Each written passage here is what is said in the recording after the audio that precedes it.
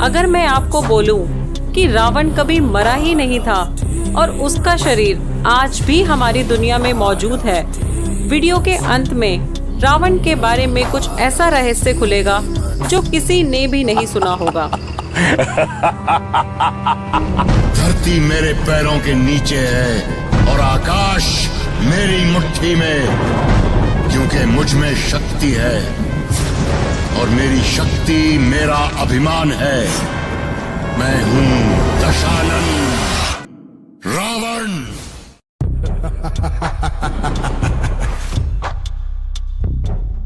रावण एक ऐसा व्यक्तित्व है जिसको खत्म करने के लिए भगवान विष्णु जी को धरती पर आना पड़ा था।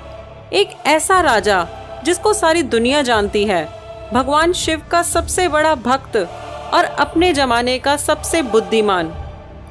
रामायण हमारे हिंदू धर्म का एक ऐसा ग्रंथ है जिसमें हर किसी को रामायण जानने की उत्सुकता होती है और उस ग्रंथ के मुख्य किरदारों में है महाशक्तिशाली रावण। आइए चलते हैं त्रेता युग में। रावण की कहानी शुरू होती है भागवत पुराण से। कहा जाता है कि विष्णु जी के वैकुंठ में 2 द्वारपाल थे जो वैकुंठ की रक्षा करते थे और जिनका नाम जय और विजय था। ब्रह्मा जी के 4 पुत्र थे जो अपने तपोबल और पवित्रता के कारण बच्चों के रूप में नजर आते थे। एक दिन की बात है कि उन चारों बच्चों ने वैकुंठ जाकर विष्णु जी से मिलने की योजना बनाई और वहां जाकर विष्णु जी को पुकारते हैं, लेकिन द्वार पर जय और विजय उनको बच्चा समझकर अंदर नहीं जाने दिया और जय और विजय ने कहा कि जाओ यहाँ से, विष्णु जी अभी सो रहे हैं।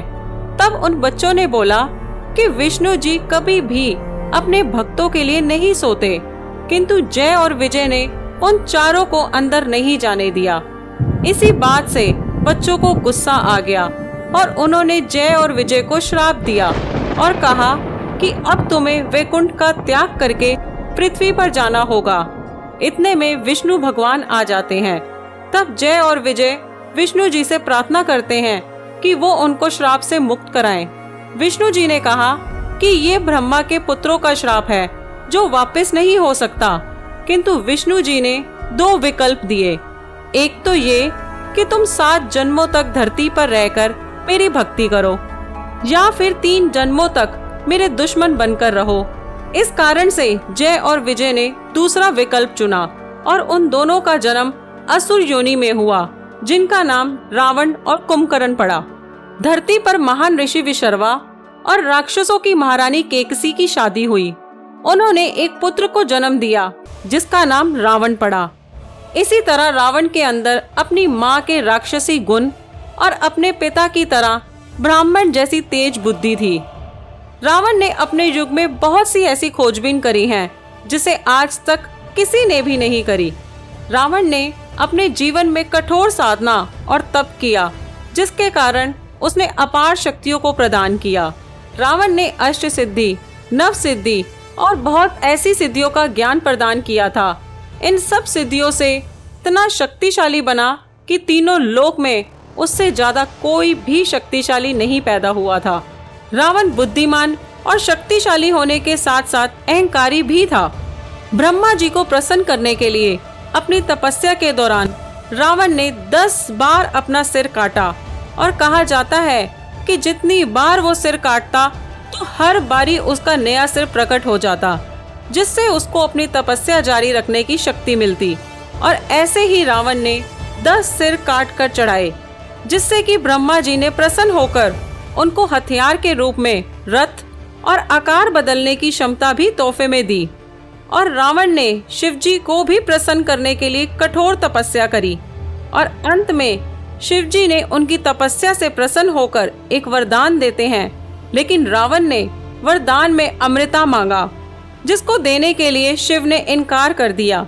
लेकिन शिव ने उसको दिव्य अमृता पिला दी थी जो उसके नाभि में जम गया था, और जब तक वो अमृत उसकी नाभि में था तब तक रावण को कोई भी पराजित नहीं कर सकता था। तभी राम जी ने उसकी नाभि में धनुष मारकर उनको पराजित किया था और शिव ने प्रसन्न होकर रावण को 10 सिरों का भी वरदान दिया था, जिसे कोई नहीं काट सकेगा। और इस तरह से रावण को 10 मुखा और दशानन के नाम से भी जाना जाता है। रावण एक कुशल राजा था। वो अपनी सेना के आगे चलता था और कई युद्ध तो रावण ने बिना सेना के ही जीते थे और उसे पराजित करने वाला कोई पैदा ही नहीं हुआ था। रावण जहाँ शासन किया करता था वहाँ लंका की प्रजा काफी खुश रहती थी। इसी वजह से आज भी लोग रावण को भगवान मानकर पूजा करते हैं। रावण अपने परिवार से बहुत प्यार करता था और उनकी रक्षा के लिए किसी भी हद तक जा सकता था।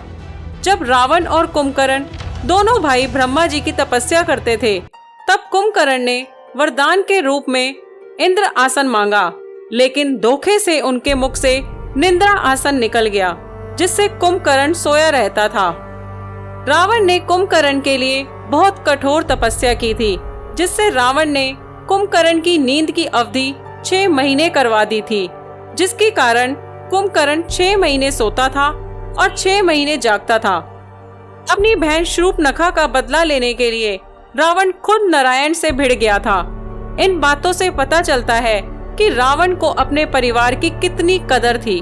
दोस्तों, अब बात करते हैं रावण के सबसे बड़े रहस्य की, जो आपको नहीं पता होगा। कहा जाता है रावण का शव आज भी सुरक्षित और जीवित है, क्योंकि जब रावण को राम ने मार दिया था